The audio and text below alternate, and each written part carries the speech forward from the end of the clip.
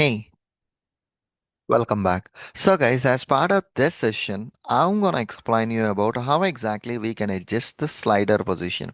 The only thing that you need to give here for this slider is, you just need to give a value in between 0 to 1. So 0 corresponding to the minimum value of the slider and 1 corresponding to the maximum value of the slider. And depending on your need, you can just pass on that particular value. So what we can do here is on the same UI kit catalog application, there is a slider and we have a four different sliders here. Probably zero index, first index, a second index, and a third index. These are the four different sliders. So let us create a test basically to handle this. Handle sliders in UI kit catalog app. Okay, perfect. As and when I have a given my title, right, my copilot, it's prompting me a suggestion that you have to click on a slider by using its a tab, which is a text option.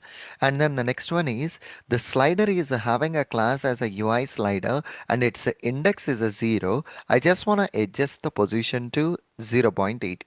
So I'm pressing a tab operation. I haven't done any other changes or I haven't written any code. I just pressed a tab operation here. That's it. Now let me open up my terminal in this VS Code itself and hit this enter button. So which I'm trying to execute my test script and check it out. The first slider is setting up to 0.8 or not. Perfectly all right. It got updated. Now, what I'm gonna do right now here is copy this line and I paste it for four different times. And I'm changing it to 0, 1, 2, 3 and all the values to 0.8. That's fine. We can keep it right. So I have a given in this particular way. So let us see how exactly the program is gonna work out. So it clicked it should handle all the sliders. Okay, perfectly all right. So this is the way how exactly we can handle these sliders. Okay, the only thing that you need to do here is adjust slider to a position, and whatever the value is there, you just need to give that particular value.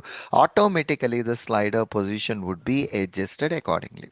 Okay, perfectly all right. See you again in the next lecture with the next example. Thank you.